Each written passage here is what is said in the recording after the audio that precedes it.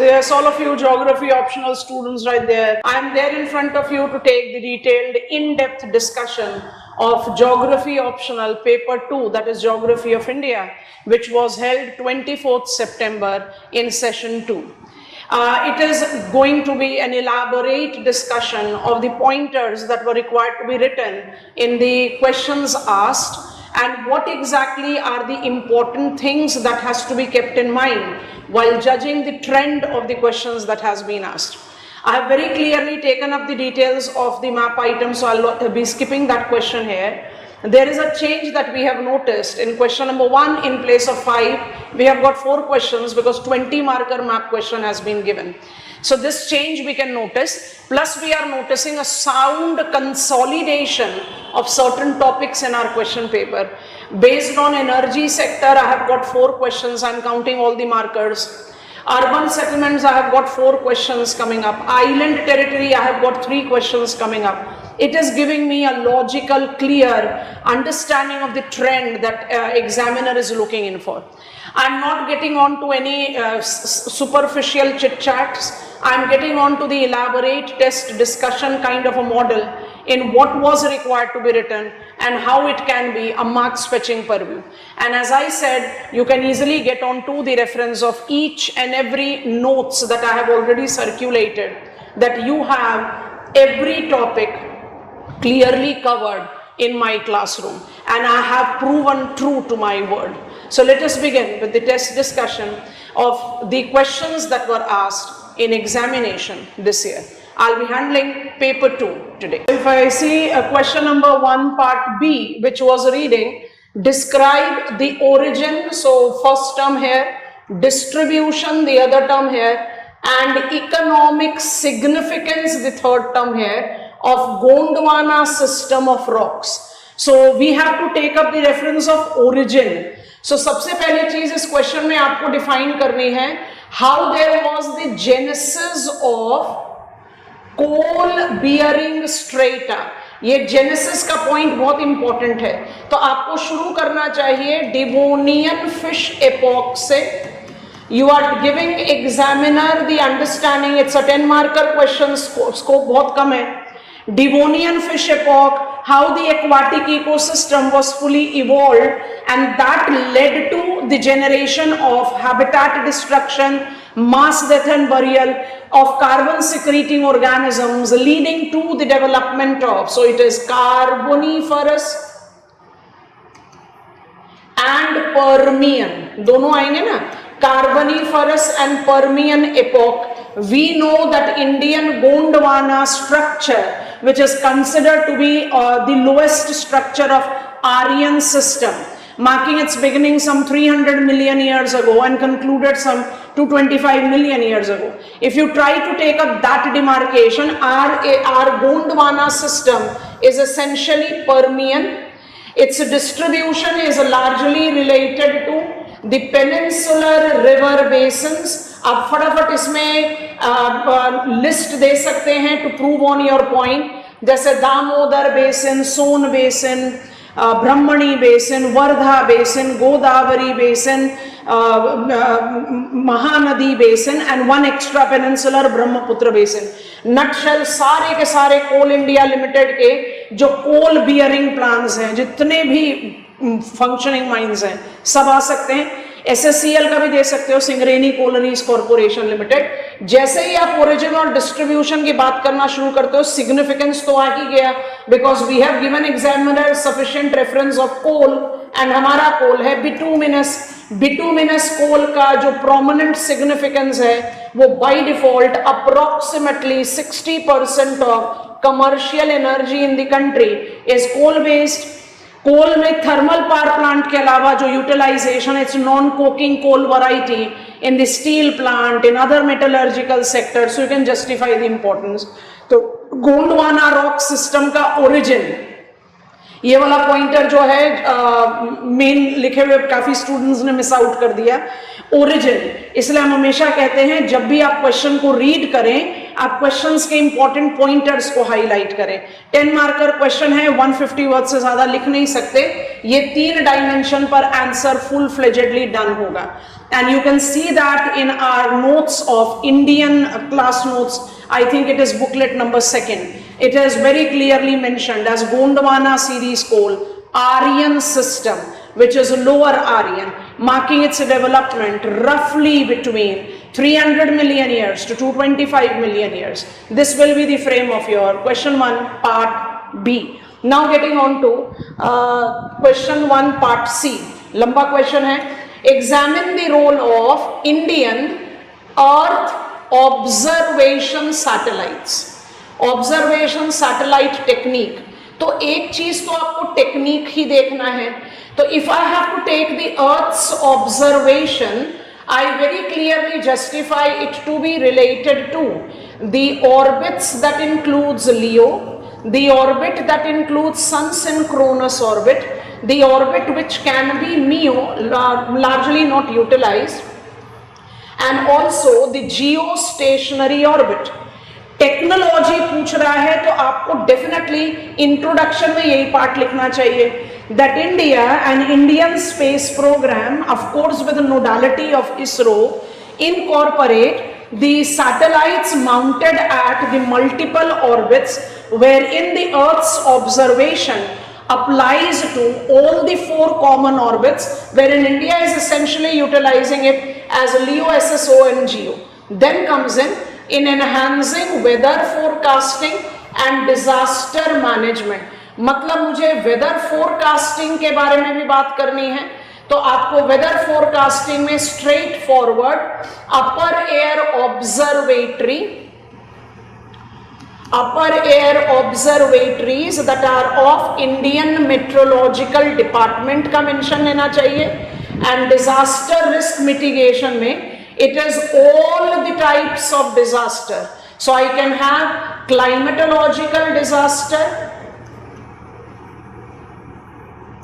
as well as geological and geomorphological disaster. Point ये है कि आप किसी को भी किसी के साथ में मिक्स कर छोड़ मत देना.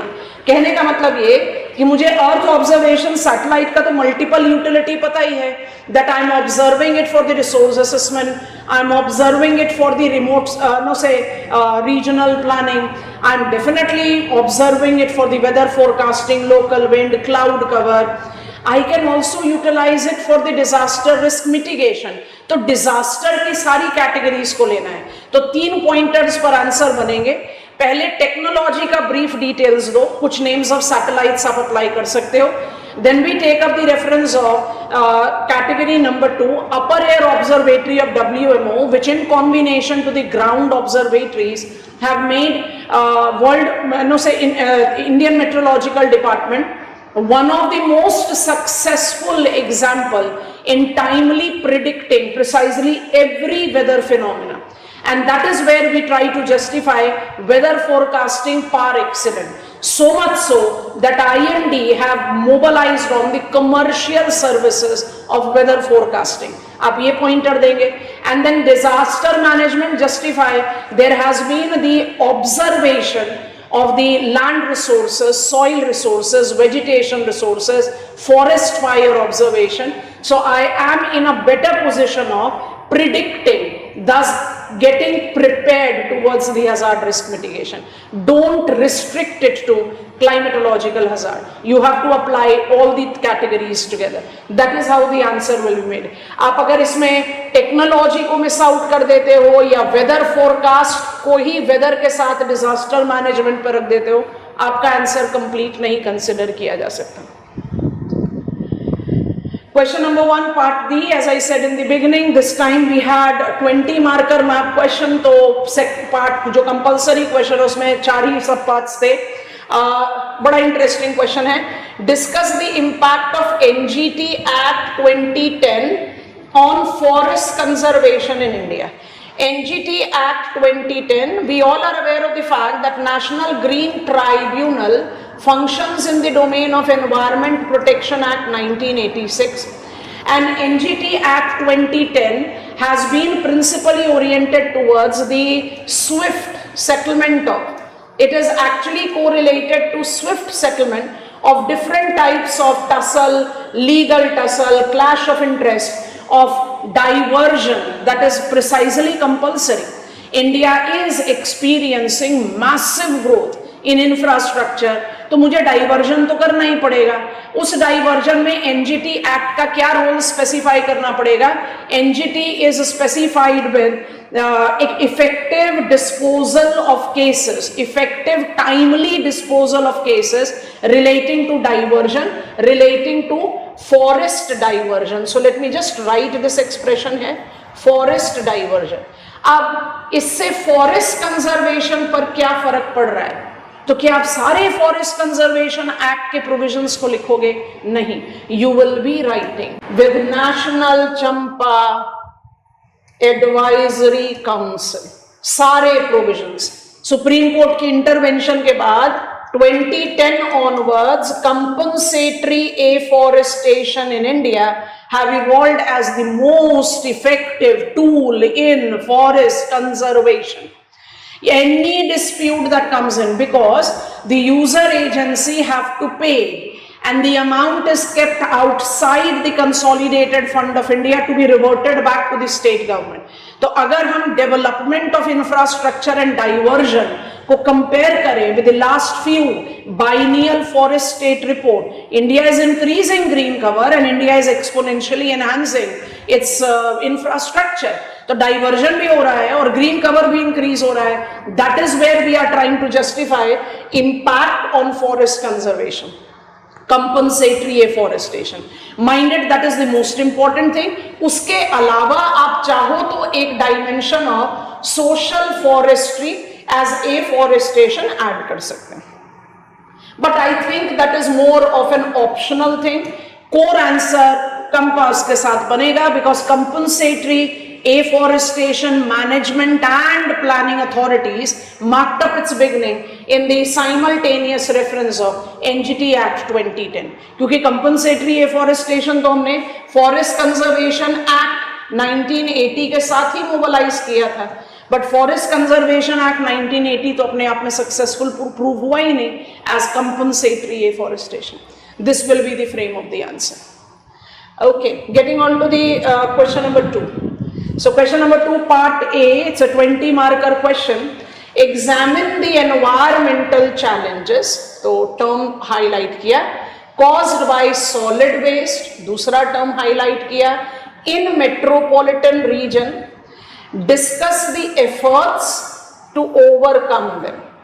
तो मेरे कुछ key expressions आ गए. सबसे पहले तो आपको यही बताना है solid waste. So environmental challenge caused by solid waste.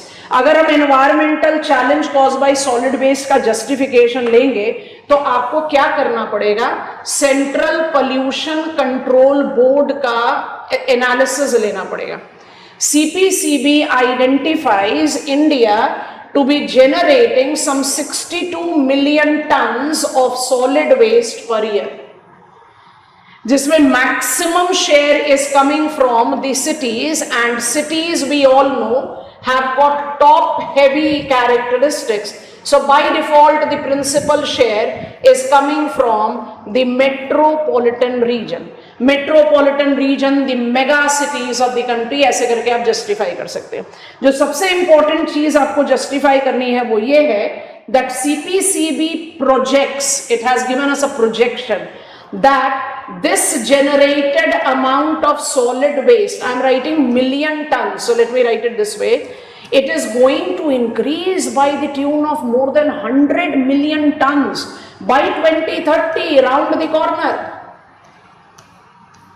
मतलब सॉलिड वेस्ट जनरेशन का जो पेस है इंडिया में वो बाय इटसेल्फ बहुत चैलेंजिंग है. And mind it when I am talking about solid waste, I am not just talking about the biodegradable municipal waste. I am talking about municipal waste तो है ही, इसके साथ साथ you are having plastic waste, you are having hazardous waste, you are having range, hazardous लिख दिया, so it gives me the reference of all the chemical waste etc that can be demarcated from industries. तो ये justification दे देता है. Biochemical waste भी है तो hazardous waste है. And at the present level of 62 million turns per year, makes India 1/3 of the global contributor of the waste generation. Scenario is grim, we all can understand. And when I take reference of the environmental challenges that are associated with it, जो आपका principal term है या principal crux है question का, and efforts to overcome them. So इसके लिए क्या करते हैं? You need to take the understanding very clearly of solid waste are largely been efforts. Solid waste are largely been disposed of as landfills when they are biodegradable municipal waste. So आपका effort number 1 हो गया landfill, और effort number 2 आप यहां पर pickup कर सकते हैं that we are very new to. It is a cyclic economy generation, because when I take the reference of cyclic economy, it is like reduce, don't generate the waste. And when I talk about landfill, आपका पूरा environmental challenges का justification आ जाता है. Methane emission, which is having more than double of the potency of greenhouse gas when it comes on to the reference of carbon dioxide. इसीलिए methane emission को abate करने के लिए green belt around the landfills is the attempt of the solid waste management rules that India has mobilised.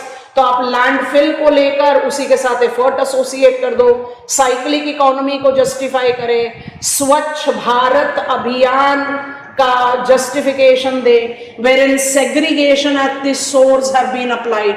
But जो सबसे basic problem है वो है जनरेशन का, and generation is what is required to be abated. So when you are taking way forward of this particular answer, you must talk about that every individual and every household is required to be made aware, and awareness is coming, though it is coming very slow, has to be made aware that waste generation is a big challenge that we will be going to have the burden eventually coming up. So ध्यान से देखोगे हमने क्या कर दिया, environmental challenges and efforts to overcome them को थोड़ा सा ओवरलैप कर दिया. इससे आप रेपिटेटिव एरर को कंटेन कर पाएंगे. आपको सॉलिड वेस्ट का चैलेंज जस्टिफाई करना है तो थोड़ा सा क्वांटिटेटिव मेजर लेना पड़ेगा. मेट्रोपॉलिटन रीजन के लिए हमने टॉप हेवी का मेंशन किया है. आप डेफिनेशन ऑफ मेट्रोपॉलिटन रीजन भी दे सकते हैं. Urban areas as identified in census of India, metropolitan region represents example of urban agglomeration. आप ऐसे करके भी justify कर सकते हो. या metropolitan regions, the million plus class 1 urban places, they are accounting for 70% of the total urban population. class 1 की बात कर रहे हैं तो automatically आपका top heavy and the generation purview becomes comfortable. You have to frame up the answer like this. Urban settlement में तो इस बार 4 क्वेश्चन पूछे गए और ये चारों एक दूसरे से रिलेट कर रहे हैं. एब्सोल्युटली तो नहीं कहेंगे, बट जो टाउन प्लानिंग का क्वेश्चन है वो by default solid waste management के साथ ओवरलैप तो करेगा. और throughout my test discussion that I took for this main examination, I was very clear. ये एक नया ट्रेंड इवॉल्व हुआ है यूपीएससी एग्जामिनेशन में. Examiner is giving me a sort of repetitive question. तो क्योंकि आपके पास चॉइस होता है ऑप्शनल पेपर में, हमेशा एडवाइजेबल है कि पहले चेक कर लो कि अगर थोड़ा सा रेपिटेटिव कंटेंट वाला आंसर लगता है, excuse me, avoid that question, don't attempt that question, क्योंकि कितना डिफरेंट हो गया और डिफरेंट होने के चक्कर में क्या होगा, क्वालिटी ऑफ आंसर डिप्लीट करेगा.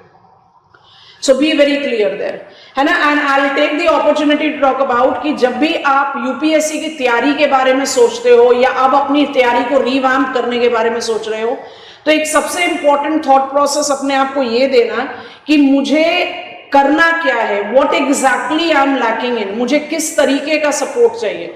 क्योंकि कहाँ जाकर पढ़ रहे हो that doesn't make the sense, कौन पढ़ा रहा है मेक्स द सेंस. क्योंकि आपको अल्टीमेटली एक एग्जामिनेशन क्लियर करना है, कौन आपके साथ मेहनत कर रहा है दैट मेक्स द सेंस. आपको थोड़ा सा इसका कॉशन रखना बहुत जरूरी है. और फिर से बार बार बोल रहे हैं, आप देखें जरा क्लास नोट्स खोल के, हम बिल्कुल भी नहीं कहते कि सब कुछ हमारे पास से आएगा.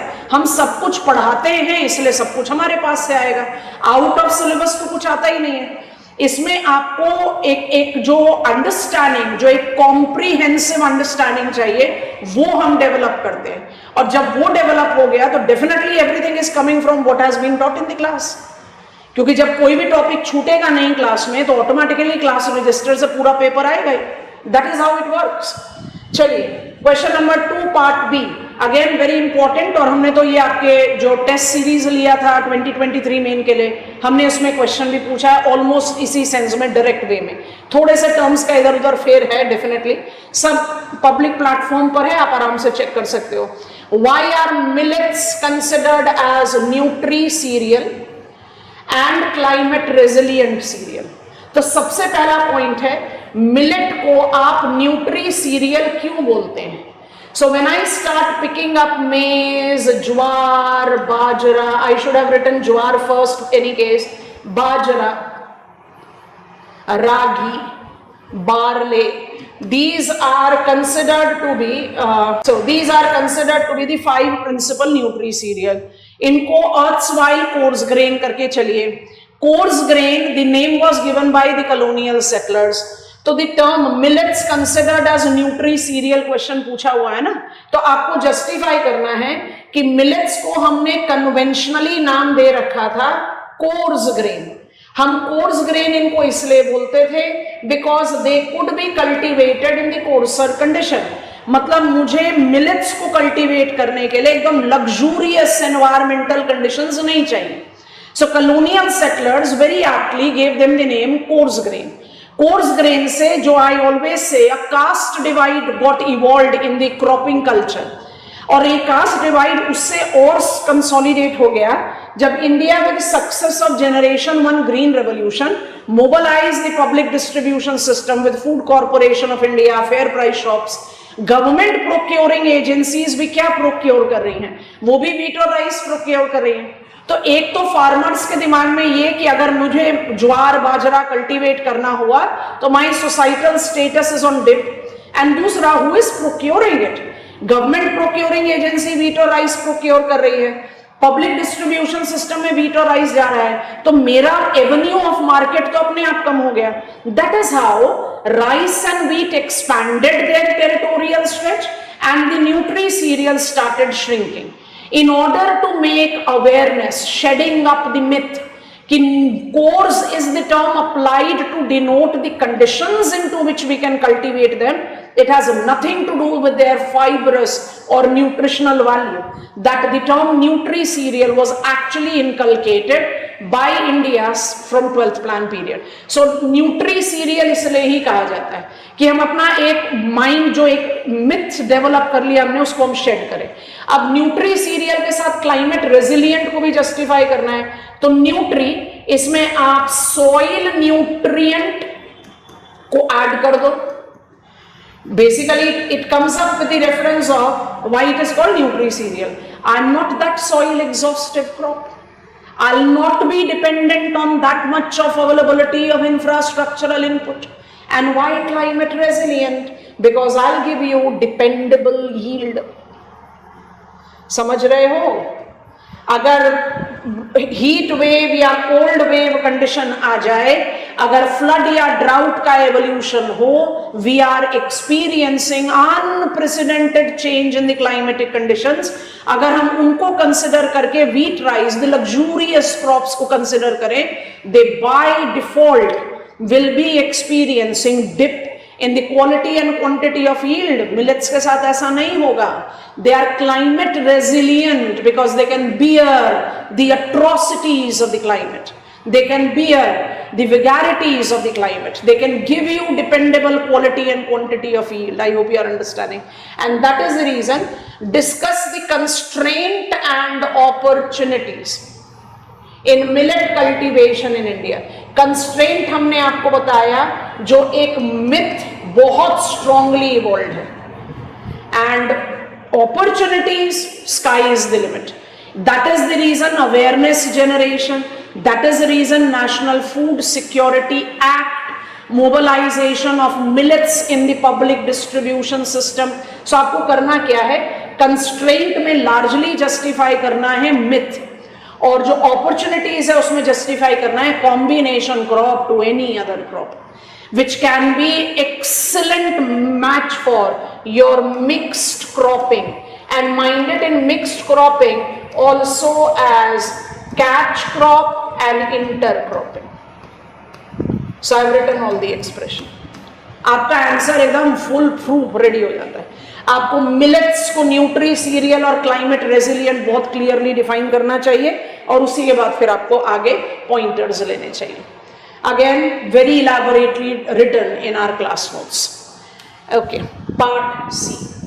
Examine the geostrategic significance of Indian islands. Examine the geostrategic significance of Indian islands. Geostrategic significance of Indian island. करना क्या चाहिए? सबसे पहले तो Indian islands बताओ. You have to essentially talk about oceanic islands. Oceanic islands में Andaman and Nicobar island, एक और क्वेश्चन पूछा हुआ है 8th क्वेश्चन, उसके बारे में दोबारा से बात करेंगे, एंड लक्षद्वीप आर इंक्लूडेड. ठीक है, इनके ब्रीफ कैरेक्टरिस्टिक्स को मेंशन कर सकते हैं, वैसे ज्यादा रिक्वायर्ड नहीं है, और इसको रिलेट करो इंडियन ओशन रीजन. जैसे ही रिलेट कर दिया आपके पॉइंटर्स तैयार हुए.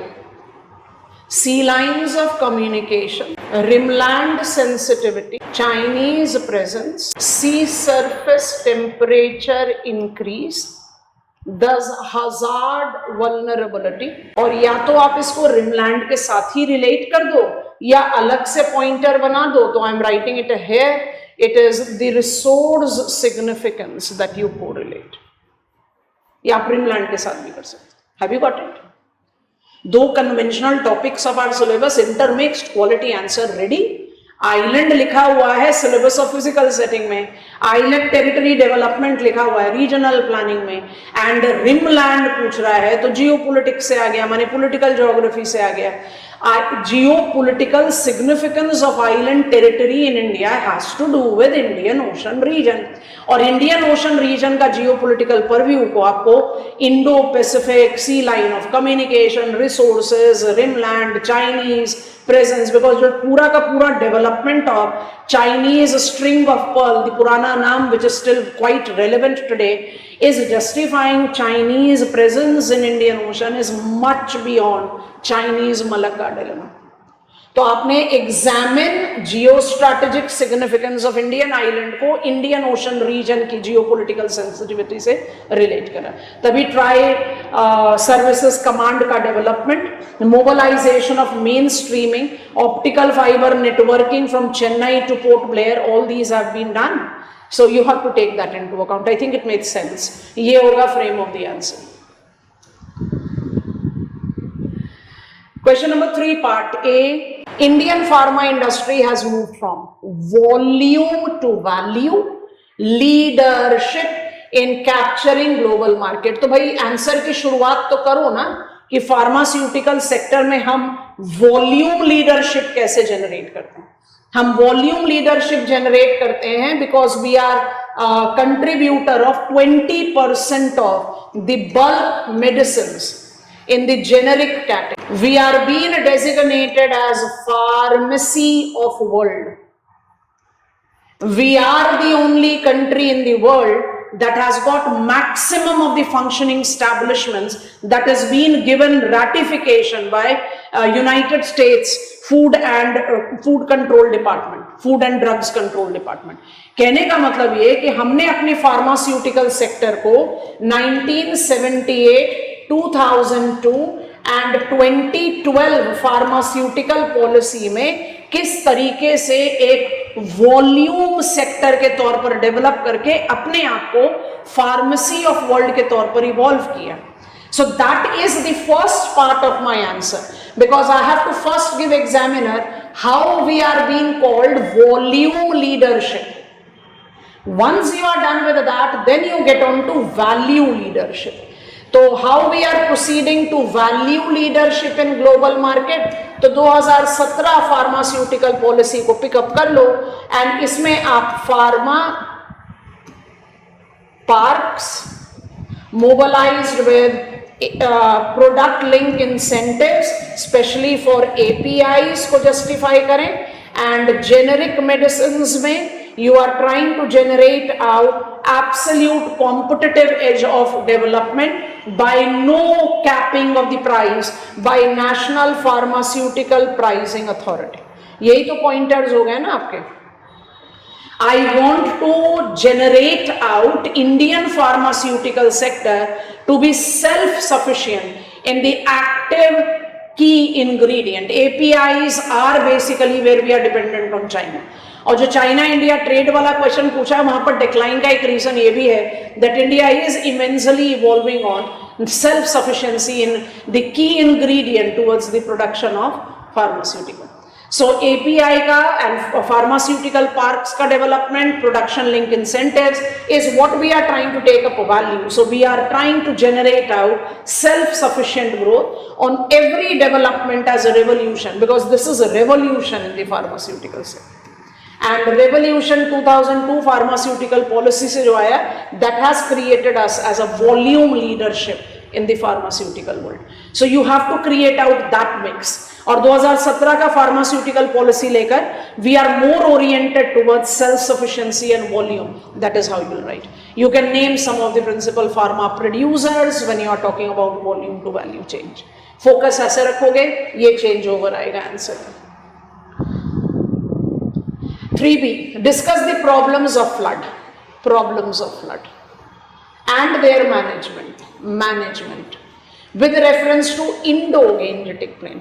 हम में से कई लोगों ने फर्स्ट रीडिंग में इसको गेंजेटिक पढ़ लिया. इंडो-गेंजेटिक लेते हो तो इंडो-गेंजेटिक कंबाइन करेंगे तो you are falling into the category of 2 and 3. National flood commission जो फ्लड का डिमार्केशन देता है, इसमें हाईएस्ट प्रायोरिटी में गंगा आएगा और इंडो प्लेन्स जो है वो सेकंड प्रायोरिटी बेल्ट में आता है. तो high priority and moderate priority in the risk mitigation आएगा. तो प्रॉब्लम्स ऑफ फ्लड में आपको सबसे पहले क्या करना चाहिए, फ्लड की डेफिनेशन लिखो. Flood is brief rise in water. This brief rise in water when results into overflow and inundating the areas that are normally not inundated. माने आप इसको flooding से associate करेंगे and flooding कौन सा आएगा, uncontrolled. Uncontrolled flooding लिखते ही, क्योंकि आपको 2 areas दे रखा है एग्जामिनर ने, आप क्या करोगे, उसके causes को आउटलाइन कर दोगे. causes को आउटलाइन करोगे तो मॉनसूनल रेन भी है, अब्लेजन भी है. You can take up the reference of deforestation, which is leading to uncontrolled discharge. Then you are having absence of management of dams, and then you have got urban floods, क्योंकि आप बहुत clearly Indo-Gangetic location पर जा रहे हो. तो discuss the problem of floods में आप फ्लडिंग का डेफिनेशन दीजिए, कॉजेस बताइए, प्रॉब्लम ऑफ फ्लडिंग को रिलेट करिए displacement of the population and etcetera. अब मैनेजमेंट में आप प्रॉब्लम्स को एसोसिएट कर सकते हो. मैनेजमेंट में क्या करना होता है, management incorporate 2 constituents. Management incorporate direct measure में आईएमडी का रोल लेंगे, नेशनल फ्लड कमीशन का रोल लेंगे, and then will take up NDMA, national disaster management authority. और इसमें आप प्रिडिक्शन, प्रिकॉशन, रेस्क्यू, रिहैबिलिटेशन. तो मैनेजमेंट अप्रोच में जब आप डायरेक्ट परव्यू लेना शुरू करोगे तो नेचर ऑफ प्रॉब्लम भी समझ में आता है. I mean I have to evacuate the population. Then when it comes to rehabilitation, आप पॉपुलेशन को एयरलिफ्ट करते हो when there is flood. You can not drop them as it is rehabilitation. Locked water को discharge करना, containment of waterborne diseases, re-establishment of commercial and residential spaces, a big challenging task. इसलिए don't miss to write passive measures. और जैसे ही आप passive measures की तरफ जाएंगे, आपका पूरा का पूरा water resource management का domain आ जाएगा, जिसमें आपको command area development and watershed management के बारे में बात करनी है. ये है frame of the answer. I think I am making sense. एक कॉम्प्रिहेंसिव परव्यू जिस बच्चे ने डेवलप किया है ना, वो आंसर लिखेगा तो एकदम बिल्कुल क्लियर. हमने कुछ दिनों पहले एक यूट्यूब वीडियो बनाई थी जिसमें हमने लिखा था mugging is not the solution. आप लोग क्या चाहते हो कि आपको रेडीमेड कुछ मिल जाए और आप उसको रट कर और एग्जाम दे दो? नहीं हो सकता ऐसे। अपने दिमाग से ये मिथ बिल्कुल हटा दीजिए बच्चों। बैठकर बीबीसी टाइप डिस्कशंस काम नहीं करते। आपको ये चीज जज करनी है कि मुझे क्या ऑब्जेक्टिव लेकर मैं यहाँ पर, know why I am here, why I am here. We all are qualified individuals to get into the commercial field. Why I am preparing for civil services? And if I am very clearly preparing, am I not suppose to be an aware individual? और क्या ये awareness का हिस्सा नहीं है? Of the last few months, if you try to take the track record, अभी भी इस समय जब हम आपसे बात कर रहे हैं, नागपुर फ्लड सिचुएशन हमारे सामने, अभी हमारे दिमाग से हटा भी नहीं। उससे जस्ट एक हफ्ते पहले गुजरात फ्लड, जो जिसको मैन मेड कहा गया, क्योंकि आपने वाटर काफी फ्लडिंग के लिए वेट करते रहे आप नर्मदा में, and then you have release the water. उससे थोड़ा एक स्टेप पीछे जाओ, minimal a fortnight Himachal Pradesh. मतलब इट इज सो रिकरिंग। माने एक जनरल अवेयर इंडिविजुअल भी कहीं तो जज करेगा कि why we are experiencing so much of the flood conditions. तो क्वेश्चन तो आना ही है, बनता ही है क्वेश्चन आना। तो यहां पर ऐसा कुछ नहीं है कि सेट ट्रेंड ये वाला चीज कर लो तो हो जाएगा। भाई पूरी पढ़ाई करनी पड़ेगी। There is no shortcut to success, there is no shortcut to success. आपको मेहनत करनी पड़ेगी अगर आपने मार्क्स लेने हैं तो। क्योंकि हम तो एकदम ग्लिटरिंग एनवायरनमेंट में है ना, तो हम क्या करते हैं, हम भागने की कोशिश करते हैं, इजी टास्क लेते हैं। हो सकते हैं एक दो एग्जाम्पल जो सही मायने में सच बोल रहे हो कि हमने ये करके क्वालिफाई कर लिया, so they must have been very brainy student since the beginning. हम तो नहीं है, हमें तो मेहनत करनी पड़ेगी। I have to generate out my perspective, so why to run away from it when I am here by choice? I know that I am here to invest a year, 2, 3, so why I am not giving my fullest? Let me give my fullest. And manageable है। आप manageable इसलिए नहीं है कि आप इसको shortcut ले रहे हो, मैनेजेबल इसलिए है क्योंकि आप एक कॉम्प्रिहेंसिव परव्यू लेकर चलते हैं। और मैं अभी इस बारे में बात नहीं करना चाहती हूँ। आप यू कैन सी कितना ओवरलैप जा रहा है आपके जनरल स्टडीज से। आपको अपने आप से जस्टिफाई करना पड़ेगा। I am not saying it, it's a very well said factor, geography is everything and that is the reason it has got so much of the things to be overlapping. चलो आगे बढ़ते हैं। Part C को लेते हैं, critically examine the role of petroleum energy resource. This is my favourite question in this particular examination paper and I have already begun to write a full fledged answer on it. I will be sharing that. आप लोगों से जो लेना चाहेंगे वो हमसे request बता देंगे। आई will be writing a full fledged answer on it. 15 mark का क्वेश्चन है, मेरा फेवरेट क्वेश्चन है इस बार के एग्जामिनेशन में। Critically examine the role of petroleum energy resource on international geopolitics with special reference to India. तो एनर्जी, अच्छा इसमें सबसे बड़ा ट्रिक प्ले क्या करा एग्जामिनर ने? Petroleum energy resource. अब इसमें से कई बच्चे क्या कर देंगे, पेट्रोलियम पूछ रहा है तो माने मुझे प्रोसेसिंग ओरिएंटेशन पर कुछ लेना है ना, petroleum energy resource. So when it comes to petroleum energy resource, you have to talk about crude oil and be very clear with that. अच्छा, इस आंसर को लिखने के लिए कैसा पॉइंटर्स चाहिए, थोड़ा सा सोच कर देखेंगे। स्टार्टिंग ऑन फ्रॉम 1970, जब हमने एनर्जी रेवोल्यूशन एक्सपीरियंस किया वर्ल्ड में, which is correlated to the mobilization of crude oil, आपने कहीं ना कहीं वेस्ट एशिया को एक प्रिंसिपल डोमेन दे दिया। वेस्ट एशिया को ऐसा डोमेन दिया कि it became a geopolitical pot boiler of the world. जितनी भी geopolitical sensitivity West Asia in very general and Gulf countries in specific have experienced is because of their crude oil. अच्छा, question जो है वो आपको crude oil को international geopolitics with special reference to India बता रहा है। तो इसमें जो पॉइंटर्स हम सजेस्ट करेंगे, and as I said I will be writing the answer and I will be sharing that with you, तो आप लोग इसको देखना जरा जरूर से। This is the excellent question that I find, जो थोड़ा सा कन्वेंशन से हटकर है बट डेफिनेटली मैनेजेबल है। तो इसमें करना क्या है, इसको जरा ध्यान से देखेंगे। I take leap and get on to 2010.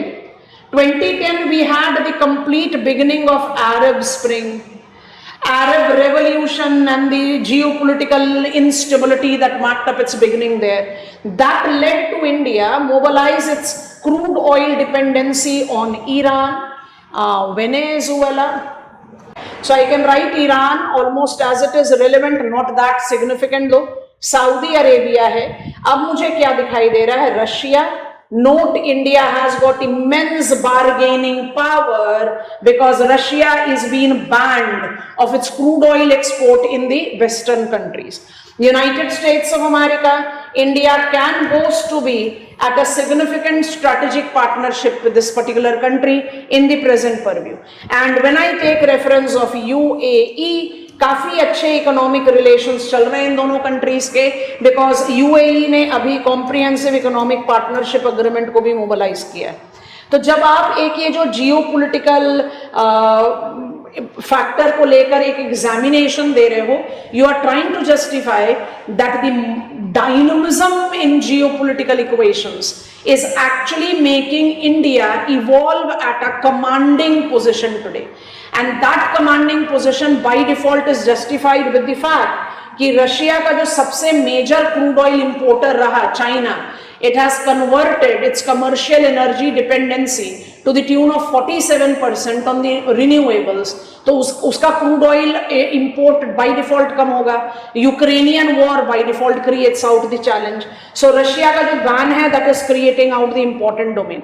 पर इसमें जो सबसे इंपॉर्टेंट डिमार्केशन आपको लेना चाहिए वो ये लेना चाहिए that crude oil in its geopolitical domain definitely is creating out the challenge for India to have a short term gain, क्योंकि globally we are having renewables or decarbonization as the key expression that is making petroleum energy sources as of today declining. India is also targeting, हमारा green energy पर question पूछा examiner ने इस बार, but then India ground पर इतना practically अभी mobilise नहीं. तो इस क्वेश्चन के आंसर में आपको ये केस स्टडीज पकड़कर अपने आंसर को फ्रेम करना है. It's something which is very interesting and definitely is going to be very marks fetching question. तो आपको पेट्रोलियम एनर्जी रिसोर्सेज को crude oil and related politics, क्योंकि crude oil processing, sea line of communication, pipeline, आप सबको associate कर सकते. Question number 4 part A, with falling fertility rate and rising median age, how India can translate demographic dividend to economic dividend. इस question के answer की शुरुआत कैसे करनी चाहिए? आपको डेमोग्राफिक विंडोज से करनी चाहिए. Demographic windows for the countries, for the states of our country like Kerala and Tamil Nadu is already closed, and for EAG states, barring the exception of Odisha and Uttarakhand, it is open till 2050. तो आप आराम से बता देंगे कि fertility rate decline जो है वो इंडिया में एप्लीकेबल है, but it has got regional inequality. उसके बाद आपको लिखना चाहिए सोर्सेज ऑफ ग्रोथ के बारे में. When you take reference of sources of growth, you take into consideration A, decrease in dependency ratio, B, increase in labor force participation rate, C, increase in employment rate, and D, increase in labor productivity. जब आप इन चारों factors को अपने base में डाल दोगे तो automatically how can India translate demographic dividend to economic dividend, ये तो आपने अटेन कर लिया. कैसे कर लिया? 63% of the total population is in mid-age cohort, and mind it, this is here to stay. हमारा इंडिया का डेमोग्राफिक विंडोज जो है 2025 से आगे हमारे 2030-35 तक खुला हुआ है. तो Indian working age population as the major share of population is here to stay. ये नहीं जाने वाला कहीं. आपको क्या जज करना है? आपको जज करना है कि हम इसको कन्वर्ट कैसे करें as a revolution. Let it not be the curse, and that is where you have to mobilize labor force participation rate, employment rate, and that is the reason Make in India, diversion, skilling, enhancing people to generate out their own job creation. तो आपको यहाँ पर सारे के सारे economic planning के snippets डालने पड़ेंगे, from agriculture to service sector to manufacturing, where you are trying to justify compatibility with industrial revolution 4.2. काफी इंटरेस्टिंग क्वेश्चन है. but not as interesting as the previous one. 3C question has been my favorite question in this particular examination. हम हर examination में एक दो अपना favorite question tag करते हैं. 3C was my favorite question. It has to come up like this. चलो, poor quality of urban planning. अच्छा, ये बड़ा ही challenging type of question है. Indian government इतना सारा invest कर रही है urban planning में, और examiner हमें कह रहा है poor quality of urban planning is the constraint in realizing economic potential of urbanization. Urbanization is a process. Urbanization is the process which is not just including the change in the physical setup, but also change in cultural and economic setup. People when move from rural to urban area, they tend to adapt to the urban culture. तो urbanisation के economic potentials को हम कैसे restrict कर रहे हैं? तो आप अपने आंसर की शुरुआत अर्बन प्लानिंग के बजाय अर्बनाइजेशन से करो. Urbanization is a process, and like most of the developing country, this process in India have been explosive, unplanned and pressurized. ये जैसे ही टर्म आ जाएंगे ना, आपका जो पुअर प्लानिंग का जो एक चैलेंजिंग टर्म दे दिया मुझे एग्जामिनर ने कि I must not sound anti system, I must not sound extreme critical to the system. वो वाला लॉजिक भी आप कंटेन कर पाएंगे और आप एग्जामिनर को अच्छा सा आंसर भी दे पाओगे. हमने कैसा अर्बनाइजेशन एक्सपीरियंस किया है? Pressurized, because there has been unabated rural urban migration. That is the reason there is top heavy pattern. And all the town planning is falling short, because by the time we implement the town planning, population उससे ज़्यादा बढ़ा हुआ होता है. That is the reason this poor quality of urban planning is basically poor quality because it is lagging behind. It is lagging behind the nature of this pressurized urbanization. तो इस answer को evolve करने के लिए आपने town planning के components का brief mention दे सकते हो. We have mobilized smart city, we have mobilized Amrut, we have mobilized Hriday, दे सकते हैं. लेकिन सबसे इंपॉर्टेंट पॉइंट है जो अर्बन रेजिलियंस का कंपोनेंट है ना, जो अमृत के साथ जाता है, आपको उसको जस्टिफाई करना चाहिए. That is the most important thing. So why the true economic potentials of urbanization is not been fulfilled? आपको इसमें सारे के सारे टाउन प्रॉब्लम्स का फोकस डाल देना चाहिए. Over congestion, depletion of environmental condition, social economic unrest, law and order trouble, slums and waste and everything. क्योंकि जो प्रेशराइज्ड अर्बनाइजेशन है, that has created that challenge. हमने इतना massive pool of human resource develop कर लिया है that the urban system और urban infrastructure is incapable of generating it, and that is the reason in the compatibility of sustainable development goal 11, inclusive, resilient, sustainable cities, we are trying to keep pace with that, and we are somewhere successful also. क्योंकि rural urban migration को तो आप second dominating internal migratory trend बोलते हैं. Rural urban migration has not been that exponential any longer, but urbanization is here to stay. तो आपको यहाँ पर थोड़ा सा क्रिटिकल ज़्यादा नहीं होना है, थोड़ा सा बैलेंस पर व्यू लिखना है, बिकॉज प्लानिंग में कोई कमी नहीं है. हम जब तक प्लान को इम्प्लीमेंट करते हैं, हमारे पास डिमांड उससे डबल सोर अप कर जाता है. That is the challenge that we are facing. Okay, salient features of Indian trade policy. तो भाई हमारी ट्रेड पॉलिसी है 2021 से 2026, बिकॉज प्रीवियस ट्रेड पॉलिसी को हमें 1 साल के लिए एक्सटेंड करना पड़ा. इसमें आप सारे प्रोविजंस को फटाफट से लिख दोगे, और इनके जितने भी डोमेन हैं या इनके जो भी प्रोसीडर्स हैं कि हमने इनको इस तरह से क्यों किया, आप वो सारा पॉइंट्स इसमें आराम से डाल सकते हो. प्रिंसिपल तो यही है. आप ये सारे ट्रेड पॉलिसीज के बारे में लिख दो, क्योंकि बोल रहा है सेलिएंट फीचर, तो यू जस्ट राइट डाउन. आप एक ट्रेड पॉलिसी का इंट्रोडक्शन दे सकते हो. What is trade policy? So trade policy is the blueprint of facilitating the functioning of Indian external economy. इसको जो 5-fold objective उसको ले सकते हो. Now the second part of the question, discuss the status of Indian balanced trade with China. इसको focus कैसे करें? China has always been one of the principal trading partners of the country. आपके आज के पॉइंट पर China जो है वो थर्ड प्रिंसिपल ट्रेडिंग पार्टनर है. And when I talk about this third principal trading partner, more than 25% of Indian non-oil merchandise correlate to China. And when I take up the reference of this Chinese trade equation, it is largely incorporating the constituents that goes with electric items, electronic items, plastic.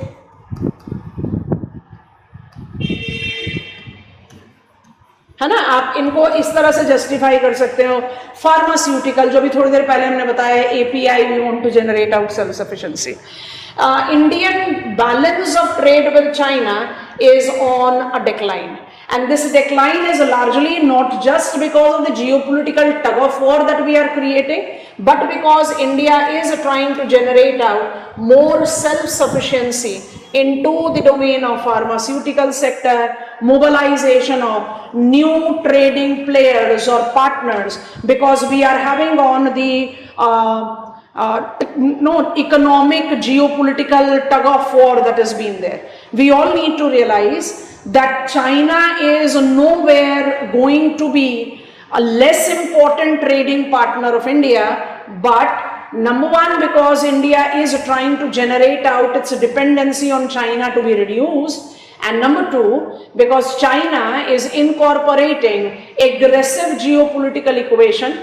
Largely post-COVID, there has been the gradual slump in the trading equation between the two countries. But your answer should not give examiner a feel that we are believing that China-India trade equation is going to decline immensely in likely future. That is not going to happen. But yes, there is the challenge that is being correlated with it. So beginning with section B, so compulsory question number 5 in front of us. So if I have to take this question, it is reading, identify jute producing areas and discuss the major cause of decline of jute mills in India.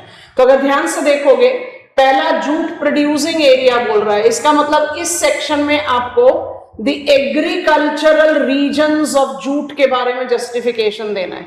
So you need to understand that the agroclimatic conditions that are associated with jute cultivation is absolutely synonymous to the areas in which we cultivate rice. So जब jute को आप agricultural region में synonymous condition to rice justify करते हो, it automatically gives you the understanding that jute is in unethical competition. ना तो हम चाहते हैं कि राइस हारे, और ना ऐसा हो सकता है that rice can be substituted by jute. That is the reason when I have to take the cause of decline of jute mills, I have to principally associate it with this. So jute producing area में पूरा deltaic belt, जिसमें maximum आपका Hooghly region include होगा. Then you are taking the complete coastal belt of India, जहां पर erratic jute cultivation है. आप ये बताइए, आप यहां पर प्रॉब्लम बताइए that is related essentially to the common thing that goes with wheat, jute and rice. यहीं पर बताने के साथ आप इसका प्रॉब्लम को जस्टिफाई कर दोगे.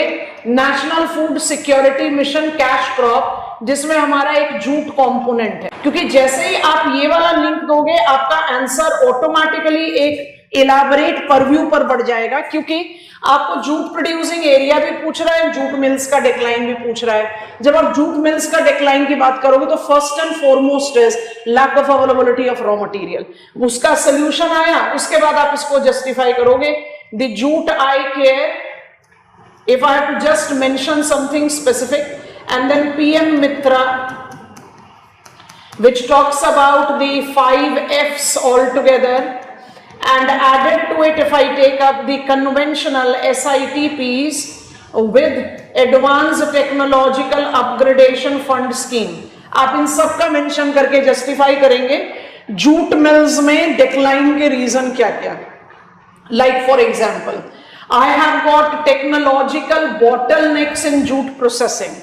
Pilot project of jute have been successful in multiple domain of its utility, लेकिन उसके लिए रिक्वायरमेंट तो चाहिए ना, टेक्नोलॉजिकल इनोवेशन चाहिए. I need to have the fund support and the external economic link.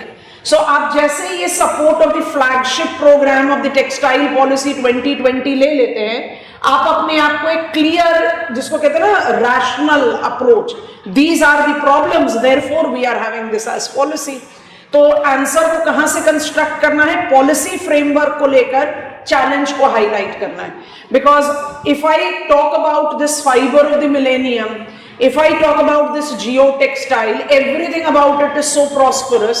Why it is not evolving? Because we are not making it seep down. The knowledge is not getting seeped down to the farmers. Answer has to be constructed like this for this particular question. Moving on to the next. Urban built. Now this is interesting one, and this is actually a carried forward question of a pollution dome, जो पिछले साल पूछा गया था paper 1 में। ध्यान से देखना। Urban built environment of the big cities in India creates key biophysical characteristics changes in the landscape. Bio and physical. So urban built up area, you are talking about what? You are talking about urban infrastructure. And when I take about urban infrastructure, it is largely categorized as residential infrastructure, commercial infrastructure, transit infrastructure, and we have a very limited space for recreation infrastructure. तो आप जैसे urban built up environment की बात करो तो built up के area के बारे में बात करेंगे। What are the urban built up area? The built-up area is essentially involving this, but because India has experienced pressurized urbanization, ये जो recreation space है, that is largely encroached upon, and that is the reason when I talk about the biophysical character of the landscape, I'm actually talking about concrete jungles, and these concrete jungles are actually creating out not just the urban heat trap, but also the urban flood, the entire pollution and every other environmental challenges. तो आपको ये जो biophysical characteristics है ना, इसको supplement कर देना चाहिए with environmental, because environment is my surrounding and my surrounding includes biotic as well as physical environment. So the built up area ideally should include these four, but recreation space in the pressurized urbanization is on decline, and thus the concrete jungles is creating entire range of environmental problems. So you have to take up the reference of these key changes as the challenging changes in the landscape. Landscape is one of the terms that we utilize in the regional perspective. जैसे हम कहते हैं ना landscape chronology, landscape morphology, landscape ecology, तब वो landscape पर भी ऊपर इसको जज करेंगे। इसको actually आपको सारे town problems से as a concrete jungle associate करना है। Okay. When I talk about 5C, now this is again an interesting question. ध्यान से देखोगे, geological characteristics and ecological significance, and then Eastern Ghats.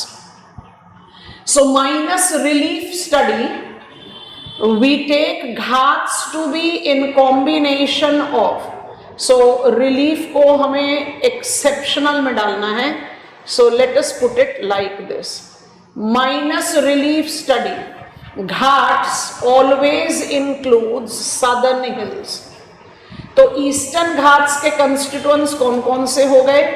Mahendragiri हो जाएगा, सदर्न आंध्रा हिल्स हो जाएंगे, और इसके अलावा आप बहुत आराम से जवादी एंड शेवरॉय हिल्स को ऐड कर सकते हो। जैसे ही आपने इनको ऐड किया, and I have purposefully written it like this, geological characteristics में Cuddapah and चरकोनाइट,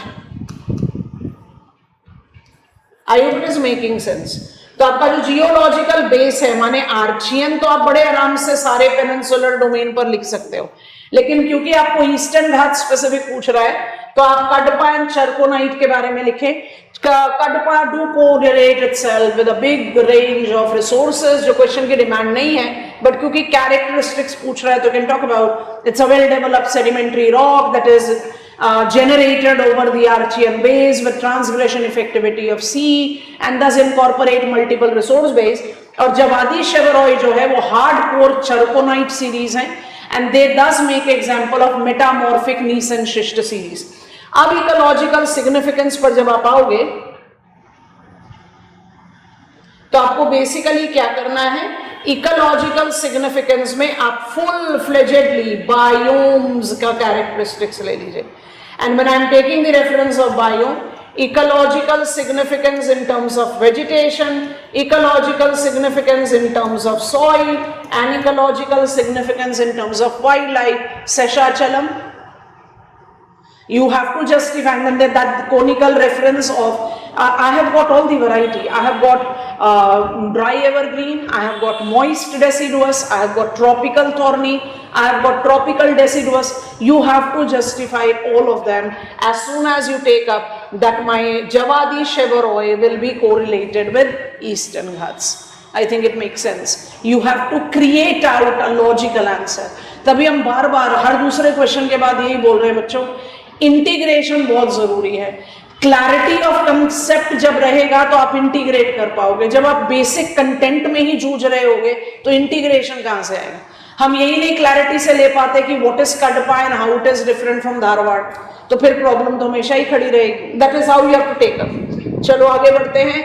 explain the cultural regions of India based on their cultural attribute. आप आंसर की शुरुआत कर दो, व्हाट इज कल्चर. तो culture is an all encompassing term. Culture एक इतना open ended term है, माने जिसमें आप वे ऑफ लाइफ इंक्लूड करते हो.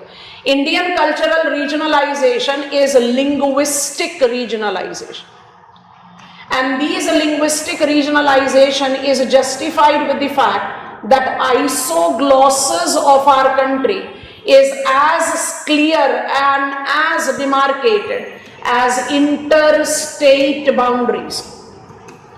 अच्छा, जैसे ही आपने ये बनाकर मैप ऑफ इंडिया ड्रॉ करके अपनी लिंग्विस्टिक रीजन्स डिमार्केट कर दी, मतलब you can talk about that India has got principally 4 different linguistic families.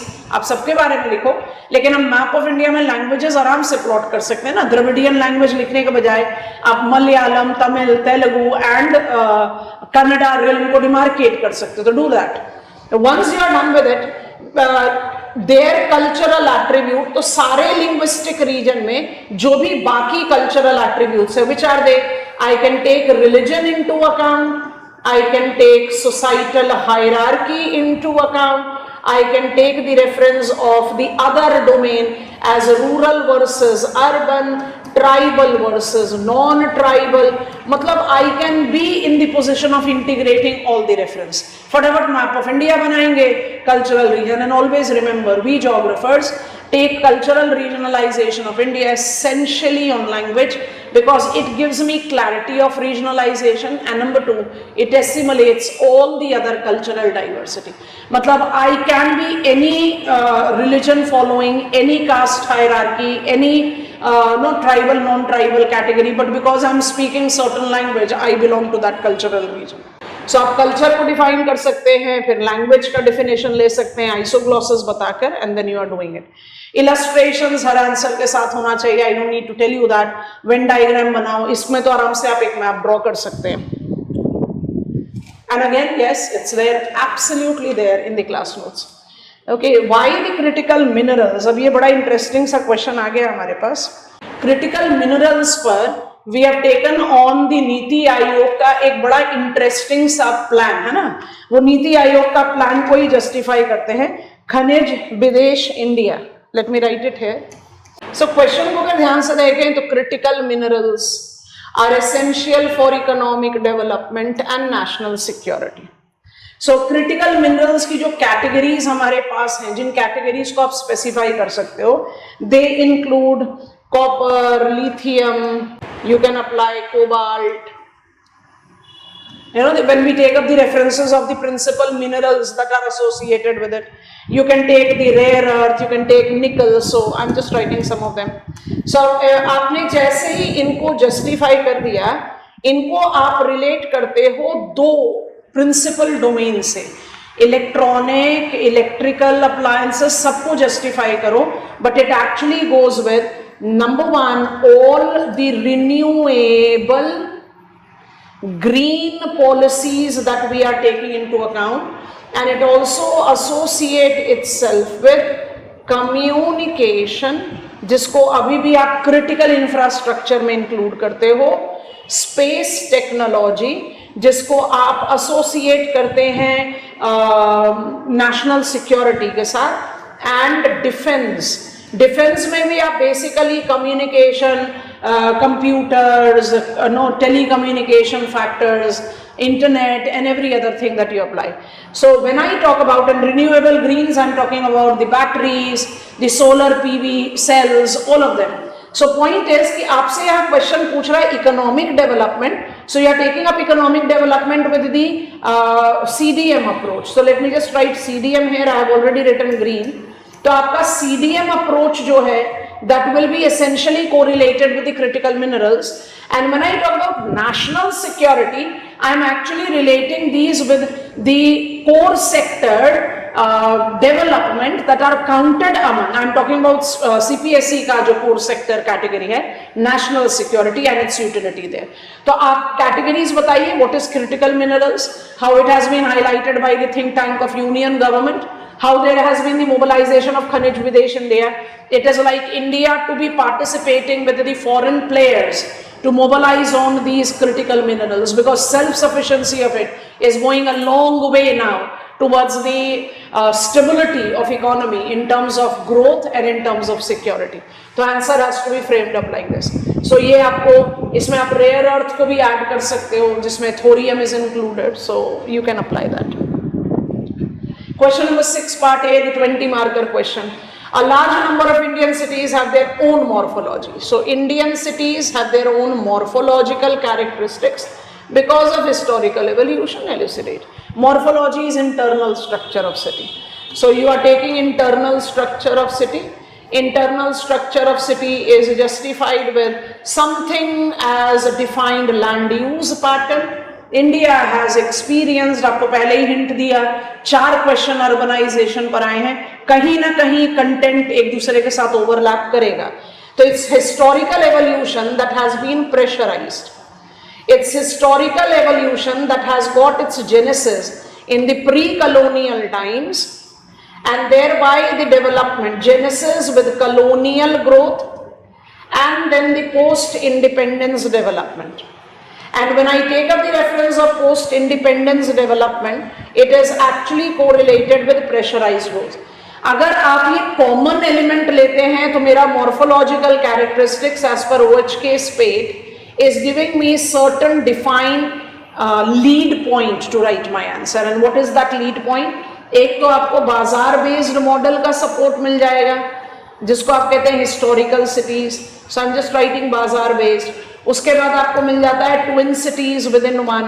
So that is again a very important factor. आप इसमें एग्जांपल्स ले सकते हो ना, old cities with their new development, and then you can take the reference of planned modern cities. आप इसको एक support ले लीजिए अपने आंसर के फ्रेमिंग का, and then put on the examples to justify the variations that the cities are having.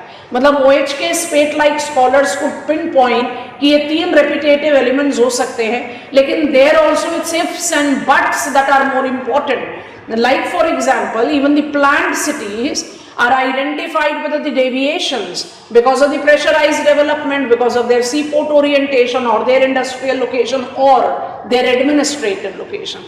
So you have to arrange the domain there. So मेरा advice तो बिल्कुल यही है कि this should be your support of answer, right? उसके बाद example आपकी choice है. आप old and new Hyderabad, old and new Delhi ले लें, मुंबई नवी मुंबई ले लें. You are taking up the development of Ahmedabad and Sanad, that is its conurbation. You can apply in that kind of domain.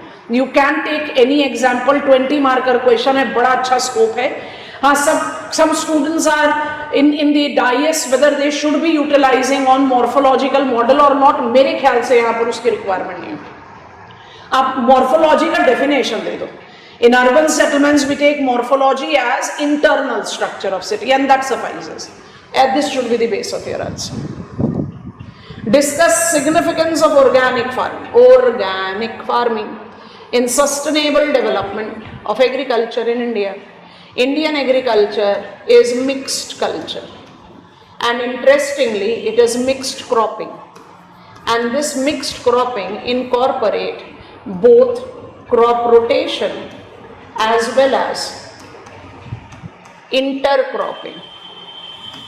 With the successful mobilization of Yellow Revolution, India did mobilize what is called catch crop culture also.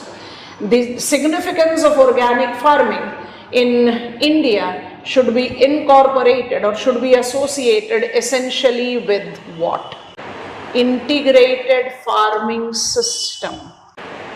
Integrated farming system talks about crop with on-farm livestock mainstreaming and off-farm extension forestry. It also takes into account land management. So इसको आप बना लो component A, इसको बनाओ component B, और जब land component लेते हो as organic farming, as integrated farming system, आप क्या क्या justify करते हो? जीरो बजट नेचुरल फार्मिंग, इसके चारों पिलर्स आ जाते हैं, Beej Mitra, Jeevam Mitra, mulching and consolidation development of soil moisture, you know, because zero budget natural farming, why? Because we take up residue retention as our prominent purview, laser tillage as laser leveling as our account, and no tillage. ये जो जैसे ही आप इनके बारे में बात कर लेते हो, it correlates with least disturbance of the soil and maximum remunerative growth. And it also incorporate, so this is an optional thing, आप ऐड कर सकते हैं, आप चाहें तो इसको अवॉइड करेंगे, but I think that you should talk about it also. So आप सी भी ऐड कर लो, water, because when I am talking about sustainable development of agriculture, I need to take about everything. And when it is water resource management, actually crop and land management leads to this, but then participatory irrigation management with water use efficiency enhanced. एकदम perfect frame of answer तैयार होगी, क्योंकि जब आप organic farming की बात करते हो for sustainable agriculture, it has to be integrated farming system. It can not be farming system, it can not be the absolute, जिसको कहते हैं ना perfect organic farming. You have to take all of them. So diversification, that is what it is. चलिए आगे बढ़ते हैं. Examine the geopolitical impact of bilateral relationship between India and Sri Lanka. अभी थोड़ी देर पहले आपको बताया इंडियन ओशन रीजन का फैक्टर, तो आप एक मैप देकर इंडिया, श्रीलंका, जाफना पेनिनसुला, पाक बे, गल्फ ऑफ मन्नार बता दीजिए. It's basically with Jaffna peninsula that India has got the principal functioning. Both the countries have been significantly tussling with their territorial waters, and it has been one of the most tussle point between the two, apart from of course the Tamil refugees, their rights, etc. And when I talk about the geopolitical impact of bilateral relationship between the two, it basically is the IOR challenges, that is all correlated with Chinese presence, geopolitical purview and every other thing. यहाँ पर आप कुछ important specifications दे सकते हो, like in response to Chinese Hambantota, Kankesan Thurai is a very good example of the seaport being assisted by India. Jaffna peninsula आपको already बता ही दिया हमने. कोलंबो में भी India is incorporating it's participation in the port development. Sri-Lanka and India are negotiated with each other in multiple economic relations. Apart from the investment, as India is a significant investor there, the two countries have got the trade equations, and everything has to be highlighted with the reference of IOR and its recent geopolitical significance. क्योंकि जब तक आप इस broader perspective में नहीं देखोगे, ये bilateral relationship as how many dollars of trade relation करके आंसर आपका ज्योग्राफिकल डोमेन का नहीं बनेगा. आपको इसको ओवरलैप करना पड़ेगा विद इंडियन ओशन रीजन.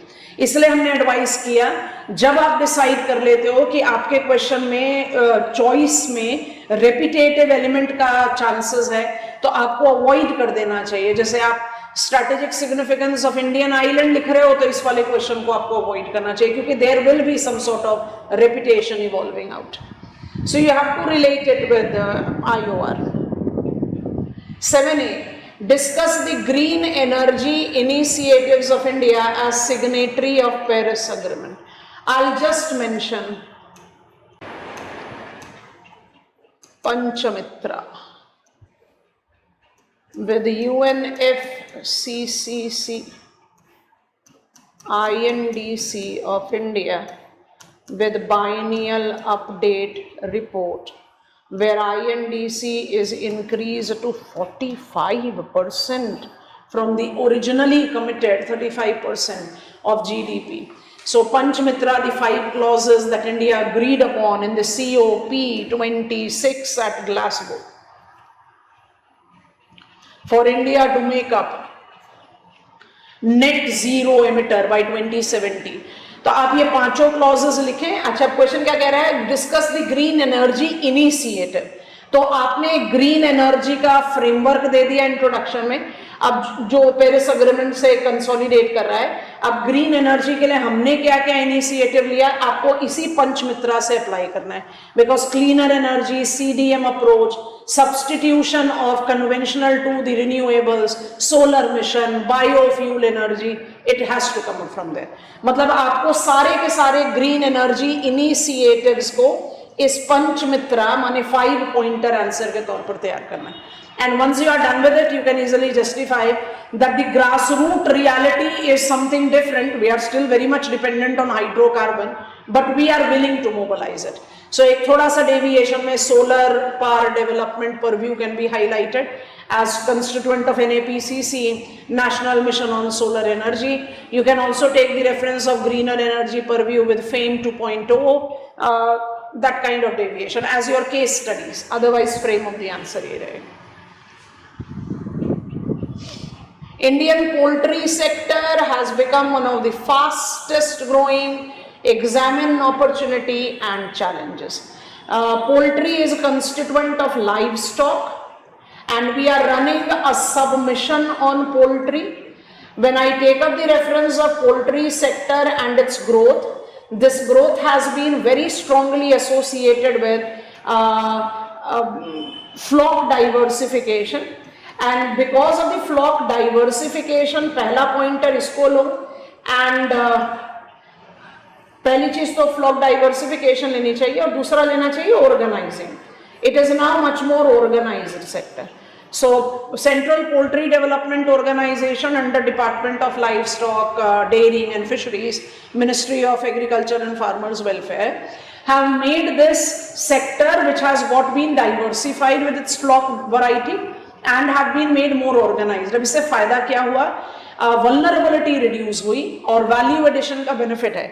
मतलब जब आप बात करते हो पोल्ट्री की, तो आपके दिमाग में चिकन एंड hen आता है. अब आपके पास डक भी है, अब आपके पास गीज भी है, अब आपके पास टर्कीज भी है. मतलब you have taken the diversification. Domestic foul is also included. And why it is fastest growing? तो ये आपका कैरेक्टरिस्टिक्स आ गया. Why it is fastest growing? Because it is very low in capital investment and has got very high remunerative possibilities.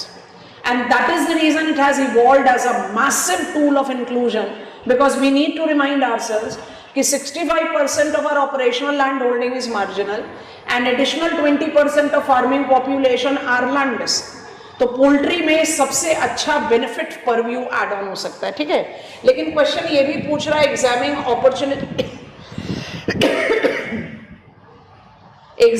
Opportunities and challenges, है ना. तो opportunities में आप क्या जस्टिफाई कर सकते हैं?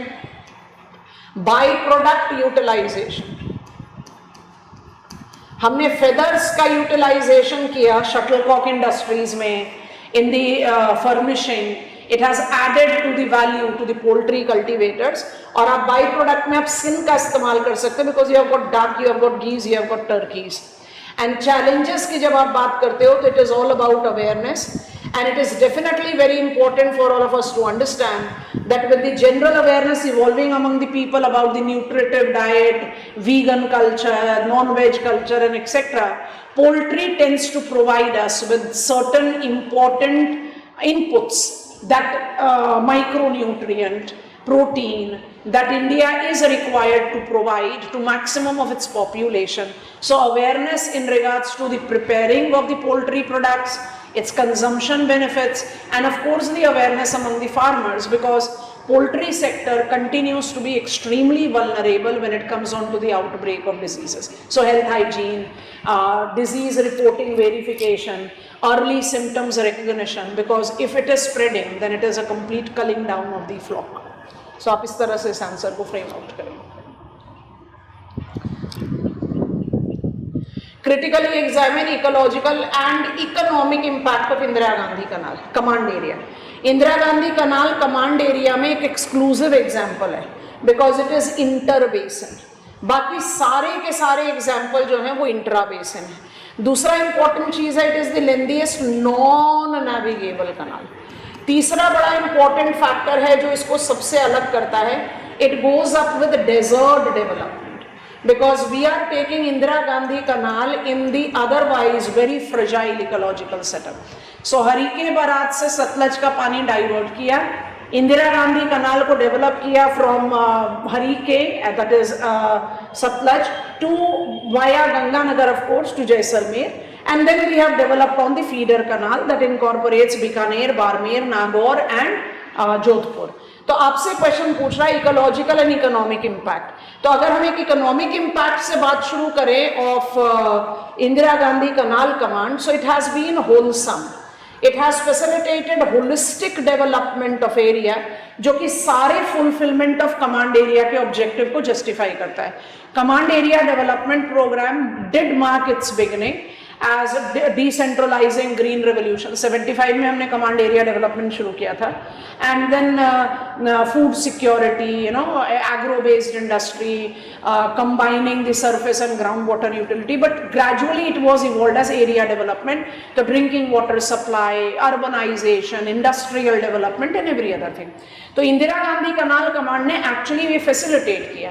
वेस्टर्न राजस्थान में मल्टीपल एग्रीकल्चरल ग्रोथ तो है ही, मतलब I have developed the agricultural development, I have developed drinking water supplies, I have generated urbanization, I have got Jodhpur as a mega city in the command area, I have generated tourism, the fort tourism, the desert tourism in Jaisalmer is being facilitated because of the availability of water. Otherwise तो western Rajasthan में तो बड़ा मुश्किल सा काम है.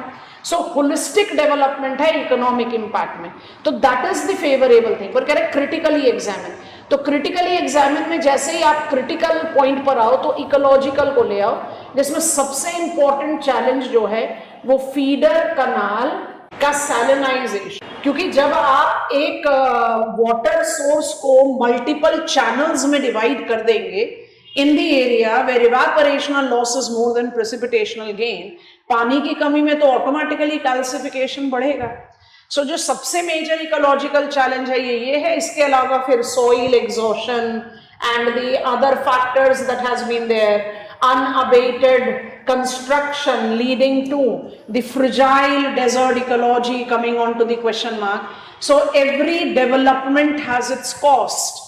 And Indira Gandhi Canal Command, which is considered to be one of the most successful canal command, is also bearing that ecological cost. It is just to be slightly more cautious, and that is where things can be much more favorable for this.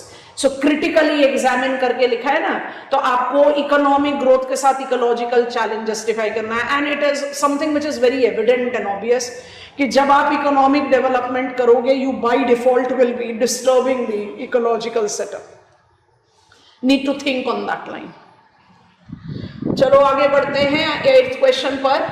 Why India lags behind many countries in agricultural productivity. हमने जो इस main के लिए test series conduct किया था वहां पर हमने क्वेश्चन पूछा था आप लोगों से, प्रॉब्लम्स ऑफ इंडियन एग्रीकल्चर. तो आपको ना बेसिकली वहीं से ये वाला पॉइंट उठाना है. हम जब इंडियन एग्रीकल्चरल प्रोडक्टिविटी के बारे में बात करते हैं, डिफाइन करो productivity. It is one of the measures of vertical growth of cropping culture. Once you are done with it, then get on to the reference of Indian agricultural productivity 3500 kilograms per hectare is still significantly low. And why it is low? It is low because of all the problems of Indian agriculture, that is small land holding. So मेरा problem एक तो land holding ही है, दूसरा problem है it is inequality. So I just keep it brief. Inequalities in infrastructural inputs. आप इसको enlarge कर सकते हो. High yielding varieties of seeds, chemical fertilizer, irrigation, you keep on counting them. इन सब की वजह से, बिकॉज देयर इज डिफिकल्टी, मतलब हम रेड सॉइल प्लेट्यू इंटीरियर्स में पहुंचे, I go to the north eastern block mountainous area, वहां पर I don't have the availability of chemical fertilizers and high yielding varieties of seed in compatibility to Punjab, Haryana, Andhra Pradesh, Maharashtra, western Uttar Pradesh for that matter. So why India is lacking behind? आपको सारा का सारा agricultural problem के बारे में बात करना चाहिए, with general unawareness of the farmers vulnerability and many other things. और जैसे आप कहें suggest the measure to increase it across region in suitable manner across region, तो I'll advise take support of agroclimatic regions. अब agroclimatic regions के 15 regions तो लिखने की पॉसिबिलिटी नहीं है, सूटेबल मैनर में बोला है ना ऑर्गेनाइज करने के लिए. तो एग्रोक्लाइमेटिक रीजन को हम ज्योग्राफिकल बेस में कैसे डिवाइड कर देते हैं? हम कह देते हैं एक को माउंटेनस एरिया, एक को बोल देते हैं प्लाट्यू एरिया और एक को बोल देते हैं प्लेन एरिया. तो आप क्या करो कि प्लाट्यू एरिया में उस एरिया को ले लो जहां पर आपको ज्यादा चैलेंजिंग एवेन्यू दिखता है. तो से I have selected Gujarat, Maharashtra, Deccan interior, तो फिर भी थोड़ा सा डिसेंट परव्यू है. अरावली, मालवा ले लो, ईस्टर्न प्लाट्यू ले लो, दोनों में एग्रीकल्चरल प्रोडक्टिविटी को इंक्रीज करने का डोमेन अलग होगा. I will be requiring to mobilize on more mixed farming in Aravalli, Malwa, and I need to mobilize more of afforestation because large scale felling of trees is the reason of the soil erosion in the eastern plateau region. और mountain में आप आराम से justify कर दे सकते हो lesser in value volume more in value agriculture, ताकि आप अबेट कर सके सॉइल इरोजन को and maximize the productivity. And plain में आप दो चॉइसेस ले सकते हो, एक उन एरियाज को ले लो, चाहे तो आप सतलज यमुना प्लेन ले लीजिए, या you take example of coastal plains जहां पर एग्रीकल्चरल डेवलपमेंट थोड़ी साउंड है, और दूसरा आप ले सकते हो एग्जांपल ऑफ गंगा प्लेन्स. तो दोनों में आपका जो इंपॉर्टेंट परव्यू आता है वो आता है डाइवर्सिफिकेशन. डाइवर्सिफिकेशन दोनों में ही इंपॉर्टेंट है. गंगा प्लेन में इसलिए इंपॉर्टेंट है क्योंकि आपको इसको इंक्लूसिव बनाना है, और सतलज यमुना प्लेन में इसलिए इंपॉर्टेंट है क्योंकि आपको इसको सस्टेनेबल बनाना है. मेरे ख्याल से बहुत अच्छे तरीके से आंसर रेडी हो जाते हैं. सपोर्ट इसका लेना चाहिए. Eco tourism potentials in Andaman and Lakshadweep, highlight challenges associated with the sustainable development of island tourism. आप सबको पता है कि टूरिज्म डेवलपमेंट में अंडमान निकोबार आइलैंड्स को एसोसिएट करा नीति आयोग ने as the gateways. It is been identified with the important purview of what is called branding, है ना. तो कैसा करेंगे? Eco tourism potentials. तो Andaman Nicobar islands and Lakshadweep are the geographically which kind of areas? You can start your answer there. So आप geographical characteristics बताएं जिसमें आप इनकी ना strategic references को justify करेंगे, and economic proximity to the major global tourist destinations इनको associate करो, है ना, ताकि आप एक lead तैयार कर पाए. इसी को डोमेन पर रखकर नीति आयोग ने जो mobilization of ब्रांडिंग की है, that I want to generate unique brand to each of the island. आप कुछ यूनिक ब्रांड का एग्जांपल दे सकते हो. जैसे मैप मार्किंग क्वेश्चन में ही हमसे पूछ लिया था रॉस आइलैंड, तो रॉस आइलैंड को आपने नेचर बेस्ड टूरिज्म का एक ब्रांडिंग दिया है. या we have got Cheriyam island which has been applied as ecological beauty. So there are certain branding that has been done.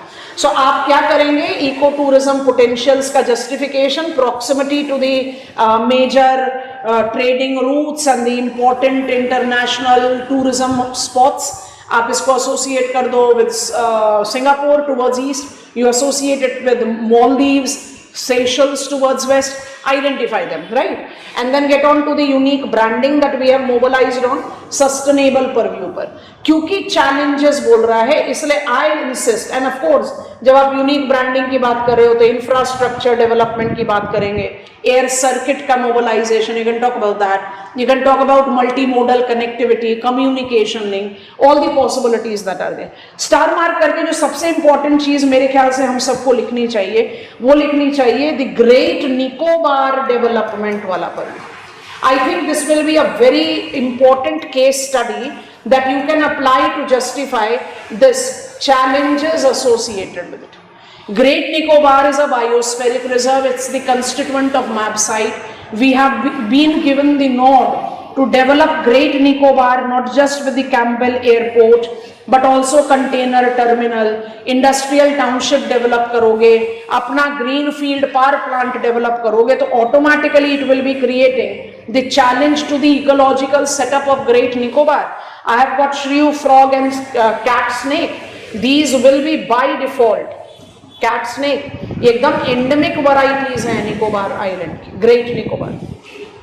They will be challenged, है ना? तो आप एक केस स्टडी करके जस्टिफाई करें। And ecotourism, of course beach tourism, and why I have emphasise so much on branding, क्योंकि भाई चाहे आप लक्षद्वीप में जाइए, चाहे आप अंडमान निकोबार में जाइए, आप जाके क्या करोगे? It's coastal and beach tourism which is the constituent of your economic circuits in the tourism sector. तो सारे तो आइलैंड्स ही हैं, सबके सब बीच एंड कोस्टल टूरिज्म ही देंगे, तो डिफरेंस क्या बनाएंगे? तो ब्रांडिंग के बारे में बात करनी जरूरी है। तो ब्रांडिंग के बारे में बात करके आप पोटेंशियलिटीज को जस्टिफाई कर सकते हैं, and that is very clearly coming from NITI Aayog dashboard. And जब चैलेंजेस की बात करो तो ग्रेट निकोबार वाला it's a burning example that can be taken into account. I think that goes very well with this. And finally, regional variations in health indicators among Indian states. अच्छा, ये वाले question में health indicator को अगर आप justify करो तो आप नीति आयोग का सीधा you are taking year on year basis health indicator, but मेरे ख्याल से आंसर की शुरुआत कहां से करनी चाहिए? India do ratifies UNDP's 3 health indicators.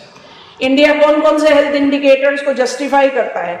It involves the health indicators as physical health, social health, mental health. मतलब आप तीनों हेल्थ इंडिकेटर्स पर अपना इंट्रोडक्शन दीजिए। जब आप इसको दे दें तब आप ऑटोमेटिकली पॉइंटर 2 बना सकते हैं। Change of climate is leading to what kind of vulnerabilities when it comes on to all the 3 health indicators.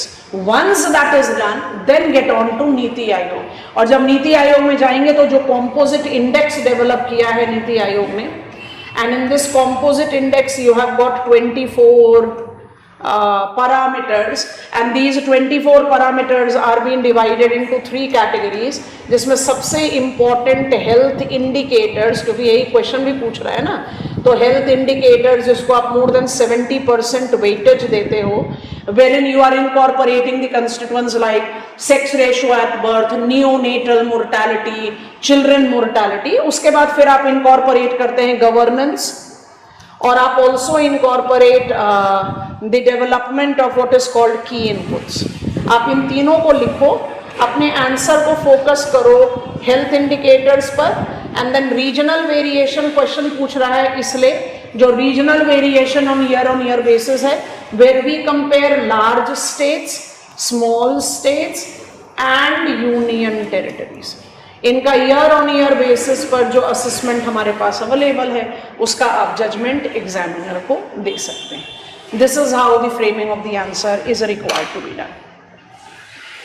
I think I have made the point very clear with this extensive detailed discussion. My write-up has been in a long extensive 26-27 pages. I want all of you to just understand one thing. You have attempted main, you have not attempted main. You are hopeful to attempt it for the first time in likely future.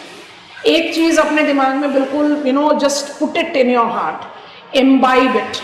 Let it be the fundamentals of your civil services preparation.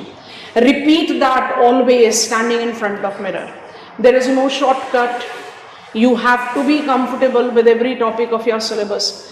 छोटा topic है 10 minute में cover होगा, बड़ा topic है 2 घंटे में cover होगा, but every topic of your syllabus, till the time you are comfortable with every topic of the syllabus, you cannot develop the desired level of comprehension. And please be very cautious that money, keep it sidelined. Time is very precious and you are not wasting your time. Don't run from pillars to post. Stick to the sources that you have. Just try to understand, is it catering the requirement of the examination? Because UPSC by default, as the difficult most examination for civil services that we are preparing, has to play with the terms. It is my understanding and comprehension. आप में से maximum को लगा ही नहीं होगा कि मुझे नहीं आता. If you are done with your syllabus, I know it. बस वो उस पॉइंट इन टाइम में क्लिक नहीं करता, और मेरे पास टाइम ही तो नहीं है ना एग्जामिनेशन हॉल में, तो I need to be so apt कि क्वेश्चन रीड करते करते आंसर फ्रेम अप हो. वो प्रैक्टिस से ही आता है. जितनी क्लैरिटी कंटेंट की होगी उतनी प्रैक्टिस से आ जाएगा. So this is how you should approach the answer. I hope it was a fruitful approach that I have given you. Work on it. If you find something that you have missed out, no worries, relax. You can easily wait for your result. I will definitely not advise you to get onto the panic button triggering कि मैंने क्या कर दिया या क्या नहीं किया. Wait for the result. We don't have the absolute numbers with us to predict out what exactly will be the result outcome. And those who are preparing for the future, just take this as your attempt, as support, that this is the best way to approach with your answer writing. Bye-bye from my side. I'll be coming up with the paper 1 discussion also.